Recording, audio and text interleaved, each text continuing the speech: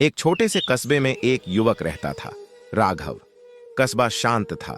सुबह सुबह मंदिर की घंटियां, दूर कहीं से आती चाय की खुशबू और गलियों में खेलते बच्चों की हंसी। लेकिन इस कस्बे की सारी हलचल के बीच राघव की जिंदगी बिल्कुल उलटी चल रही थी। धीमी, लापरवाह और बेपरवाह। राघव न तो बुरा इंसान था, न ही दिल का खराब। उसकी सबसे बड़ी समस्या बस एक थी, वह समय को कभी गंभीरता से नहीं लेता था। आलस से भरी शुरुआत। राघव हर दिन देर से उठता। अलार्म बजता, वह करवट बदलता, फिर दोबारा बजता, वह फोन बंद कर देता। उसकी मां शांति देवी रोज सुबह दरवाजा खटखटाती। राघव बेटा उठ जा, उम्र निकलती जा रही है। राघव बिस्तर पर पड़े पड़े ही जवाब देता, अभी बहुत समय है मां, आज नहीं तो कल कर लूंगा। उसके पिता हरिदत्त कभी कुछ नहीं कहते, बस चुपचाप अखबार पढ़ते और गहरी सांस लेकर सोचते, काश इसे समय की कीमत समझ आ जाए। कल कर लेंगे की आदत। राघव पढ़ाई में ठीक ठाक था, लेकिन मेहनती नहीं। कॉलेज के फॉर्म भरने हो, कल कर लेंगे इंटरव्यू की तैयारी, अभी समय है नौकरी की तलाश, अगले महीने देखेंगे। उसका एक दोस्त था, अमन। अमन उसी के साथ पढ़ता था, उसी गली में रहता था, लेकिन अमन की जिंदगी बिल्कुल अलग दिशा में जा रही थी। अमन सुबह 5 बजे उठता, पढ़ाई करता, स्किल सीखता और हर दिन अपने भविष्य के लिए एक छोटा कदम बढ़ाता। राघव अक्सर अमन का मजाक उड़ाता, इतनी जल्दी उठकर क्या बन जाएगा तू, जिंदगी जीने के लिए भी तो है। अमन मुस्कुरा देता, जिंदगी जीने के लिए ही तो मेहनत कर रहा हूं।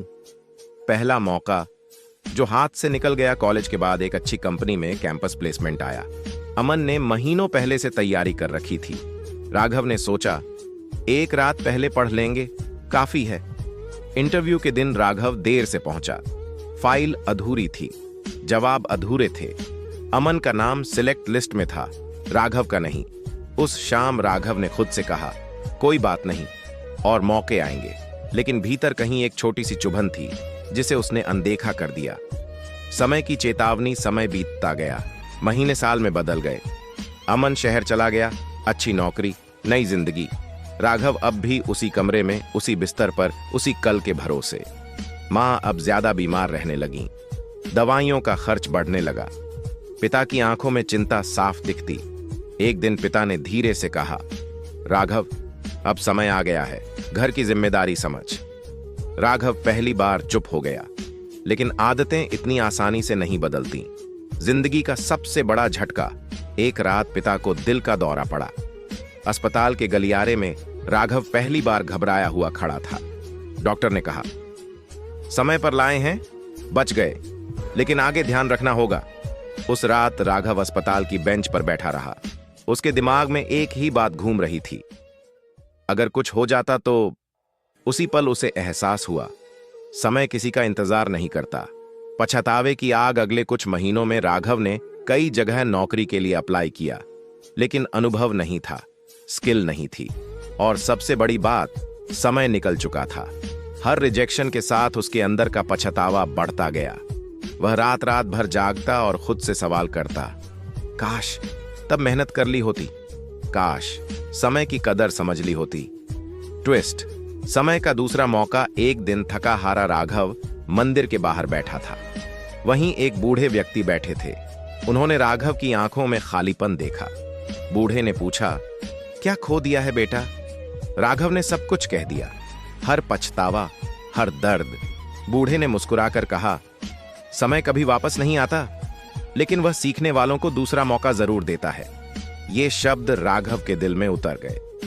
बदलाव की शुरुआत। अगली सुबह राघव 6 बजे उठा। पहली बार बिना अलार्म के उसने एक छोटा सा लक्ष्य बनाया, आज बस 1 घंटा सीखूंगा। फिर अगले दिन 2 घंटे, फिर 3। धीरे धीरे आलस टूटने लगा, आदतें बदलने लगीं। मां की आंखों में फिर से उम्मीद लौटने लगी। समय की जीत। 6 महीने बाद राघव को एक छोटी कंपनी में नौकरी मिली। बड़ी सैलरी नहीं थी, लेकिन आत्मसम्मान था। उस दिन राघव ने घड़ी की तरफ देखा और मुस्कुराया। उसने खुद से कहा, अब मैं तुझे हल्के में नहीं लूंगा। अंतिम दृश्य। एक शाम राघव अपने पिता के पास बैठा था। पिता ने उसके कंधे पर हाथ रखकर कहा, अब तू समझदार हो गया है। राघव की आंखों में आंसू थे।